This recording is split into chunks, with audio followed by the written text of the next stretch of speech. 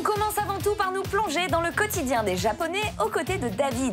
Découverte des dernières tendances de l'archipel et puis retour en France, histoire de se mettre à jour des annonces manga, ciné, musique ou encore animé. C'est parti pour les news de la rédac.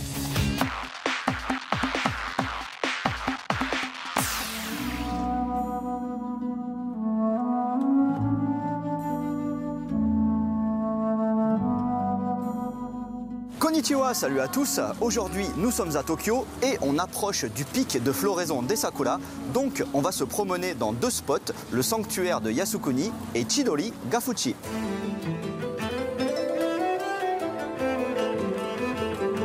Petite présentation d'abord de Yasukuni Jinja, ce qui signifie le sanctuaire shinto du pays apaisé. C'est un sanctuaire qui a été construit en 1869 selon la volonté de l'empereur Meiji lui-même qui voulait honorer la mémoire des morts qui sont tombés pour le Japon pendant la guerre.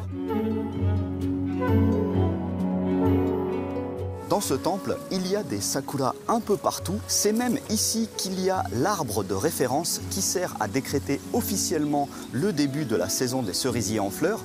Même si bon, ils se sont un peu plantés cette année, ils avaient annoncé une floraison précoce et finalement le pic est très tardif. Quoi qu'il en soit, il y a plein d'espèces de sakura ici, majoritairement les blancs, les sommeils Yoshino, mais il y en a aussi qui tirent vers le rose, voire vers le vert.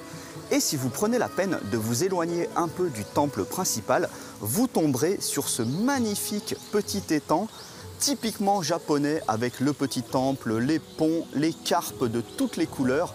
Et si vous rajoutez par-dessus l'ambiance sakura, c'est magnifique, on a l'impression de se promener dans une carte postale.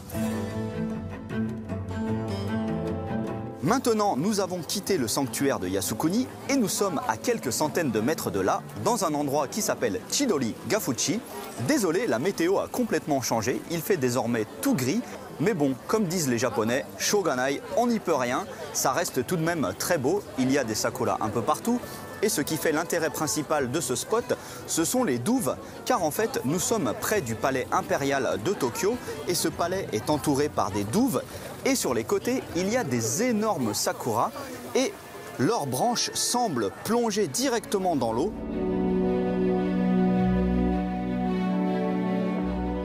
Là, je suis au niveau de l'allée la plus riche en sakura. Elle longe les douves et elle mesure plus de 700 mètres de long. C'est génial, on a l'impression de marcher sous un tunnel de sakura. Et on peut aussi admirer les cerisiers qui plongent dans l'eau sur les côtés. Là-bas au fond, il y a également une plateforme pour faire de superbes photos panoramiques, ainsi que l'embarcadère qui permet de monter à bord des petites barques. Voilà, une fois de plus, la météo n'était pas très coopérative, mais bon, j'ai parfaitement conscience du nombre de gens qui voudraient être à ma place, donc je n'oserais pas me plaindre. C'était absolument splendide. Allez, à plus, ja, ne.